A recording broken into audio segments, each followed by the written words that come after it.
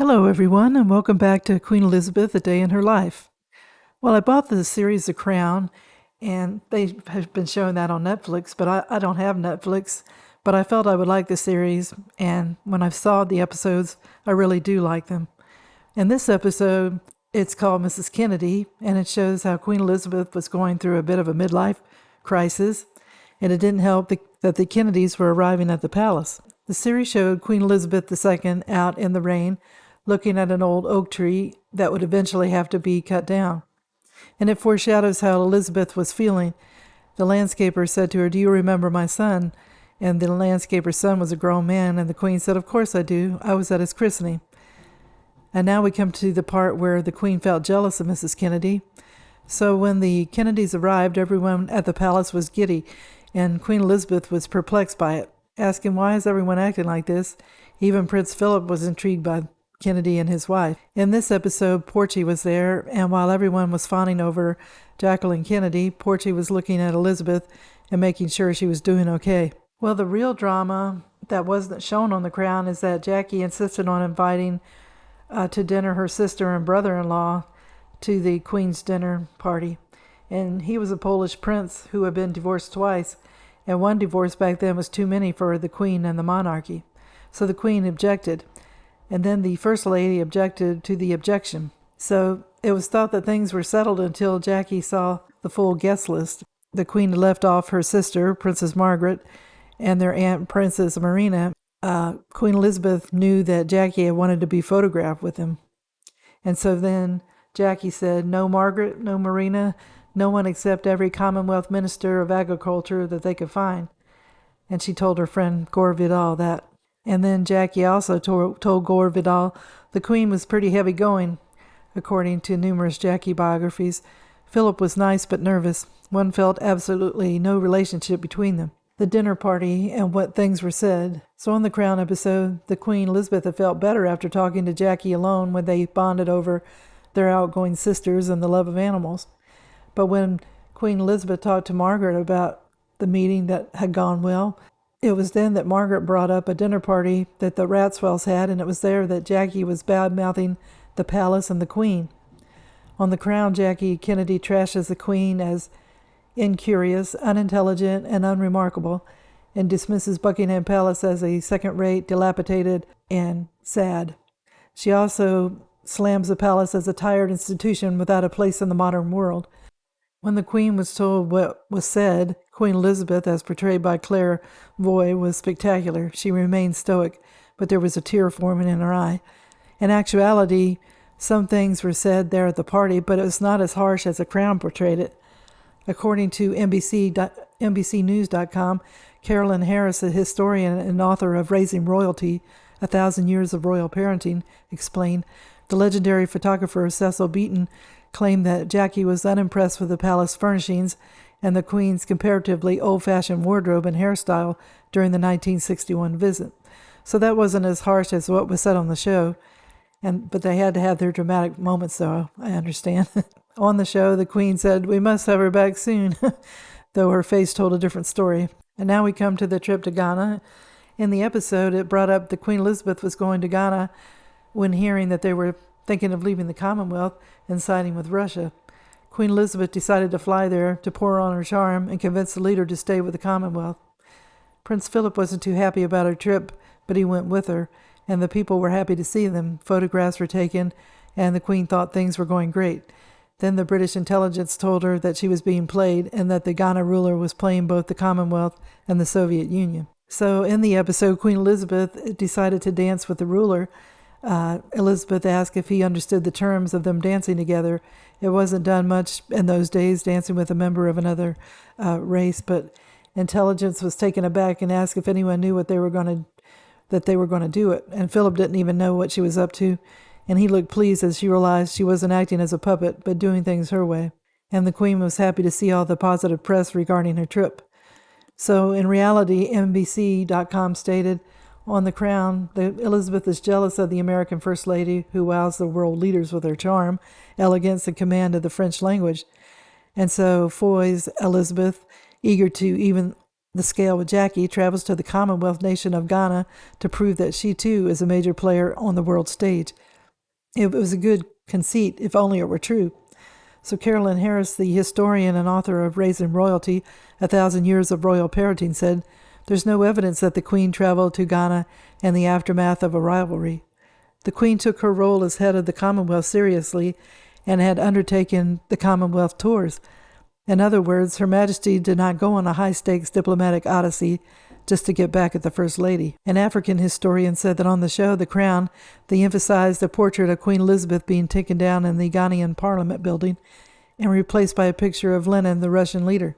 The historian said, "Our roots with the Russian communism were more intellectual than anything else," he said. "There was nothing visceral about it. Lenin wasn't a personality that we associated with liberty or freedom, if anything. 99% of the Ghanaians wouldn't have known who Lenin was." NPR.org said John Parker, an historian at the University of London School of Oriental and African Studies, agreed that Nkrumah's ties to the socialism were mostly ideological and detached from specific foreign policy agreements with the USSR. Still, the African leader, was seen as a wild card by the US and the UK, and the Queen's visit was part of a broader strategy, not an individual impulse, as it was shown on the show, to corral him and other rogue leaders. The British government was certainly concerned to limit Soviet influence in ex-colonies. Overseas tours by the Queen were designed broadly to strengthen Commonwealth's links. The African historian said the dance itself barely registered with him and his friends at the time, and the African leader would remain a proponent of socialism the rest of his life. In other words, the episode not only makes much ado out of the forgettable moment, but uses that representation to manufacture a victory for the US and the UK that never really happened. Or, as the African historian put it, "I still don't know why that stupid dance is so important." Now we come to the Kennedys. In the show, it showed that the Kennedys behind the scenes, things weren't as great as they appeared. Jackie didn't like John wanting to be in the spotlight all the time. She was shy and would rather have been home. Jack is shown flirting with ladies, and Jackie isn't too happy. So parts of that episode are true. So there were 2 times when Jackie considered divorcing Jack. The first time was in 1956, when she gave birth to a stillborn daughter, and Jackie was 3 months pregnant at the time. Jack flew back from the Mediterranean after being told by a friend, George Smathers, "You better haul your butt back to your wife if you ever want to run for president." And so JFK did. In the years that followed, Jack and Jackie would welcome 2 healthy children, a daughter named Caroline in 1957 and a son named John Jr. in 1960. So there was a scene that Jack was violent toward Jackie when she seemed to upstage him in Paris. But in real life, most reports stated that Jack was amused by Jackie's popularity there and joked, "I'm the man who accompanied Jacqueline Kennedy to Paris, and I have enjoyed it." So Jackie, she knew about Jack's affairs but turned a blind eye to it. It didn't make her happy knowing what he was up to. They also had a son named Patrick that died, and she entered into depression after that. However, the loss of their child had a positive impact on the marriage and brought the couple closer together in their shared grief. And Arthur Schlesinger wrote that while John Kennedy always regarded Jackie with genuine affection and pride, their marriage never seemed more solid than in the later months of 1963. So lunch with the Queen. So Jackie was afraid to go to England after finding out that the Queen had heard about all the things she said about her in the palace. And the Queen agreed to meet with Jackie at Windsor Castle instead of Buckingham Palace, saying sometimes only a fortress will do. And in the show this time, Jackie bows her head down to her. And Jackie said that she owed Queen Elizabeth an apology. And the Queen let the servants leave to hear what Jackie had to say. So the Queen said that she was surprised by what she heard when she thought the meeting had gone well, and she told Jackie she knew she meant no harm, and that how could there be when they hardly knew each other, but you could tell she was agitated. So Jackie said it appeared that they were riding high, but Jackie said she was going through depression with the loss of her son, and when they went to Paris, Jack didn't like Jackie getting all the attention there, even though in public he praised her. And she told how they both got booster shots to make them calmer. And the booster shot was given by Max Jacobson, the German-born physician to the stars, who concocted whatever drug combination you liked. And it had like amphetamines, vitamins, painkillers, and human placenta in it. He called the concoction miracle tissue regeneration. Jack took them too because of his chronic back pain. And Truman Capote, who had the shot, said, "You feel like Superman, and you're flying high, and ideas come at the speed of light, and you go 72 hours straight without so much as a coffee break, and then you crash." So Jacqueline had had one of those on the night of the Paris dinner party, and this was a party that was thrown by her sister, Lee Radswell. And Jackie said the shot loosened her tongue and made her say things she didn't mean, and she admired how Queen Elizabeth ran the country and also her as a mother. And in the show, the Queen had told Philip later that she should have told Jackie she didn't do much in Ghana. She just flew in. But the only reason she went was because she felt useless compared to her and that she owed her a huge gratitude. But she said, "I didn't say anything, I just sat there." So Queen Elizabeth said Jackie looked broken and lost. I don't know if that part took place, but it kind of fit the scenario, so it probably did happen. And then the assassination, the Queen is helping drag away an old oak tree that had been cut down on the show The Crown when a Land Rover came over telling them the Queen to get back to the palace. So I think this event did occur, and everyone was watching the news report on the death of President Kennedy. So then they get word that President Kennedy dies, and the Queen and Prince Philip hold each other in grief. And then they show Jackie in her pink suit with the blood of her husband on her. And the Queen Mother asked Elizabeth if she could have been given something else to wear, and Queen Elizabeth said she thought it was deliberate. And they probably did say that to each other. It was a deliberate act. Biography.com stated Jackie stayed next to her husband's casket as they drove to Air Force One, where Johnson, now the president, and his wife were already on board. On the plane, Jackie found a change of clothes waiting for her.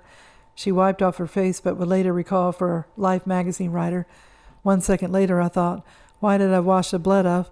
I should have left it there and let them see what they'd done." With this in mind, Jackie opted not to change her clothes even as she agreed to be present as Johnson took the official oath of office. The former First Lady had always understood the power of imagery to convey messages. By showing up in her bloody outfit, she reminded everyone there, and everyone who would later see photos of the ceremony, of the slain president. In the episode, Queen Mother said she remembered Elizabeth telling her that Jackie wasn't happy in their marriage. And Elizabeth tells her, "Yes, but that's the thing about unhappiness, realizing the truth of her words even as she says them. All it takes is for something worse to come along, and you realize it was happiness after all." So it said that Queen Elizabeth insisted the full week of full mourning that the bells be rung in Westminster Abbey every minute for an hour, 11 to noon. It was never done for anyone but an English dignitary. And this was true. Queen Elizabeth did request it be done. Then the Queen goes back to her desk rattled, and she writes a letter to Mrs. Kennedy. So this is a true event also. Part of the letter said, "I am so deeply distressed to learn of the tragic death of President Kennedy. My husband joins me in sending our heartfelt and sincere sympathy to you and to your family." And then the bells ring to close the episode. It was an excellent show. So The Crown is a great show that lets the viewer see what went on with the royal family through the years. One should not believe everything this series shows as fact, so that is when The Crown may have some viewers looking up events in their history books, and that's a good thing. So the Kennedy episode lets us see that Queen Elizabeth was a real person who had feelings too. The episode showed the Queen feeling that she was getting old, even though she was in her late 30s at the time. And to see everybody dashing around, all excited to see President Kennedy and First Lady Kennedy was something the Queen didn't comprehend. She was used to getting that kind of attention herself. So she asked what was so special about Jacqueline to her secretary, and he said she was glamorous and she spoke fluent French. And then the Queen said at that part, "Don't we all?" And then the Queen herself was an expert in speaking French. And he said that she would speak also of philosophy. So the trip to Ghana in the show gave the Queen a chance to show that she was a true queen who could wow people on her own. In truth, she didn't go there because she felt she had to compete with Jackie. It made for good drama. In reality, Queen Elizabeth knew why she was queen and what her duties were, and she did them well. I hope you enjoyed the video, and if you did, if you could give it a thumbs up, YouTube will get it on the algorithm so more people can discover it. And I wish everybody a good day, and tune in again soon for another episode of Queen Elizabeth, A Day in Her Life. Thank you. Bye.